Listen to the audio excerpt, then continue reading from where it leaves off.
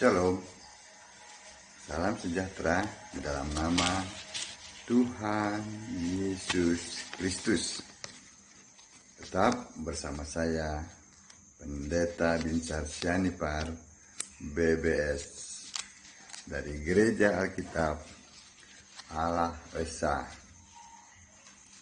Bapak Ibu yang saya kasihi di dalam nama Tuhan Yesus Kristus, kali ini saya akan membahas tentang nama di atas segala nama. Nah, tentu Bapak Ibu sekalian sudah mendapat gambaran ya, nama siapa itu? Jelas, nama Yesus.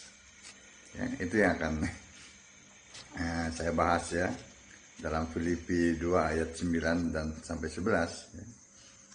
Itulah sebabnya Allah sangat meninggikan dia dan mengaruniakan kepadanya nama di atas segala nama, supaya dalam nama Yesus bertekuk lutut segala yang ada di langit dan yang ada di atas bumi dan yang ada di bawah bumi, dan segala lidah mengaku Yesus Kristus adalah Tuhan bagi kemuliaan Allah Bapa. Kita akan mengupas satu persatu ya, mengenai nama di atas segala nama. Ya, yang pertama tentu Yesus itu adalah sebuah nama. Ya. Itu adalah nama ya. Yang kedua, nama di atas segala nama tentu ya, saat kondisinya ya, Yesus itu sudah harus roh ya, bukan pada saat manusia, pada saat fisik. Yang selanjutnya kondisinya harus sudah Tuhan, juga harus sudah Allah, baru namanya Yesus itu nama di atas segala nama. Dikira orang-orang di luar sana ya, para pendeta di luar sana, nama Yesus itu hanya nama yang diberikan kepada anak manusia yang lahir dari Maria. Bukan hanya itu, tetapi Tuhan ya, namanya Yesus. Allah namanya Yesus.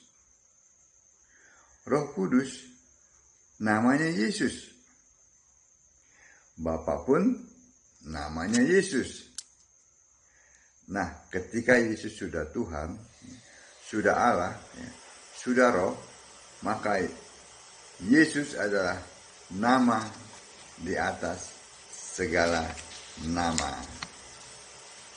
Amin. Ini terjadi pada saat Yesus ya sudah mati, bangkit. Nah, pada saat dia naik ke surga, itulah nama di atas segala nama, nama Yesus. Itu yang kedua ya. Tadi yang pertama, Yesus adalah sebuah nama. Yang kedua, nama Yesus itu, nama yang berkuasa itu pada saat kondisi Yesus sudah roh, sudah Tuhan, sudah Allah, dan bukan pada saat Yesus itu masih manusia. Yang ketiga, siapa yang dimaksud Tuhan, Allah, Bapa ya, dalam Filipi 2 ayat 9 ayat 10 sampai 11 ya. Kita lihat dalam kondisi tadi ya.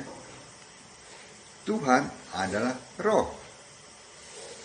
Itu terdapat dalam 2 Korintus 3 ayat 17. Ya. Sudah pasti ya, Yesus roh.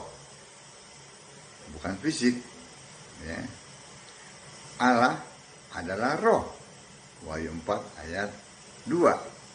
Yang duduk di tahta itu hanya seorang, tahtanya pun satu. Itu adalah Yesus Allah. Amin. Sekali lagi itu dalam Wahyu 4 ayat 2 ya. Lalu Bapa, ya. Yang dimaksud Bapa di sini, ini kan tulisannya si Rasul Paulus ya. Rasul Paulus hanya mengakui bahwa Bapa itu yang dimaksud di sini adalah Yesus Kristus ya. Itu pun terdapat dalam Wahyu 1 ayat 8 ya. Jadi Bapa kekal itu ya, itu adalah Alfa Omega. Kan kekal kan berarti Alfa Omega. Ya, Wahyu 1 ayat 8. Oke, itu yang ketiga. Yang dimaksud ya, siapa yang dimaksud? Tuhan, Allah, serta Bapa. Nah, yang keempat, ya, apa saja yang bertekuk lutut di dalam nama Yesus, ya, yang ada di langit, yaitu malaikat, ya, juga serafim, ya, itu yang bertekuk lutut. Tentu kondisi ini tetap pada saat Yesus itu sudah roh, sudah Tuhan, sudah Allah, ya.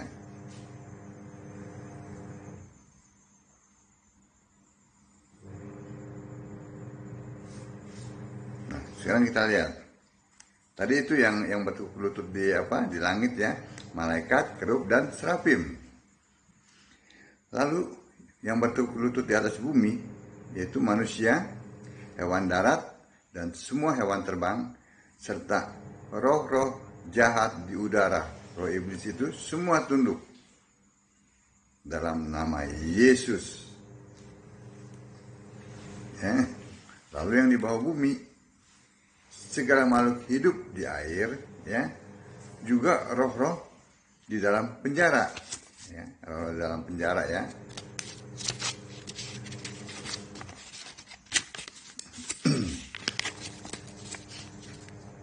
Juga maut dan kerajaan maut.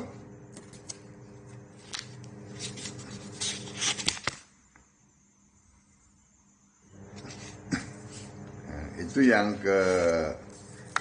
keempat ya. Kita sudah lihat semuanya. Amin. Nah, sekarang yang kelima. Kan nama Yesus nama yang berkuasa ya, nama di atas segala nama ya. Pertanyaannya, apakah ada nama lain yang setara itu? Ini dijawab oleh Kisah Para Rasul 4 ayat 2. Tidak ada nama lain. Amin. Yang di bawah kolong langit ini tidak ada nama lain. Hanya nama Yesus saja. Itulah nama di atas segala nama, ya. Semuanya tunduk, ya. Yaitu yang ada di langit, di atas bumi maupun yang di bawah bumi. Ya, tentu dengan kondisi Yesus, ya, sudah roh, sudah Tuhan, sudah Allah.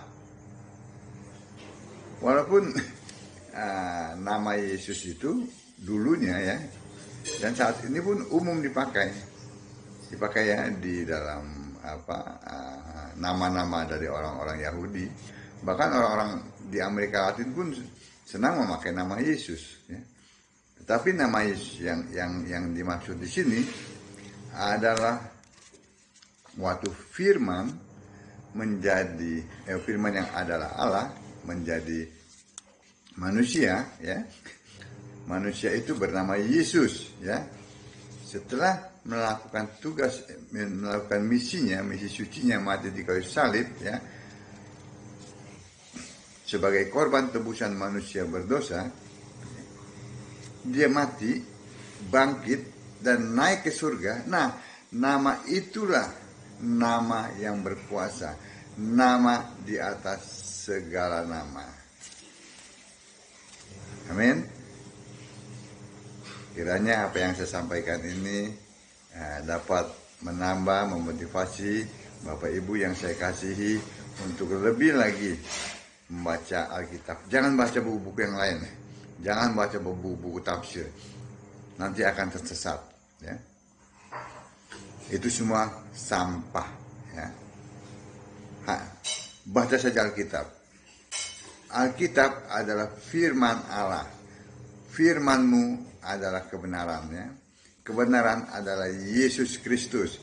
Alkitab tidak perlu ditunjang oleh buku-buku yang ditulis oleh orang-orang yang namanya tidak ada di Alkitab. Jangan sembah Allah Tritunggal, ya.